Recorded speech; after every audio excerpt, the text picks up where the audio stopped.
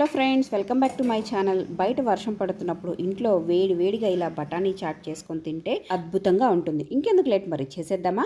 ముందుగా ఒక కప్పు బఠానీలు, తెల్ల బఠానీలు తీసుకొని ఒక 6 గంటల సేపు నానబెట్టి దాంట్లోకి ఒక బంగాళదుంప, కొంచెం పసుపు, ఉప్పు వేసుకొని సరిపడా వాటర్ వేసుకొని తినిలా ఒక 5-6 విజిల్స్ తెప్పించుకుంటే ఇలా మెత్తగా ఉడుకుతుంది. ఇలా మెత్తగా ఉడికిన దాన్ని స్మాష్ చేసుకొని పక్కన పెట్టుకోండి. ఇప్పుడు స్టవ్ మీద ఒక ప్యాన్ పెట్టుకొని ఒక స్పూన్ ఆయిల్ వేసుకొని కాస్త జీలకర్ర వేసుకొని అది చట్పట్లాడిన తర్వాత ఒక ఉల్లిపాయ, 2 పచ్చిమిరకాయలు వేసుకొని కొంచెం ఫ్రై చేసుకోండి.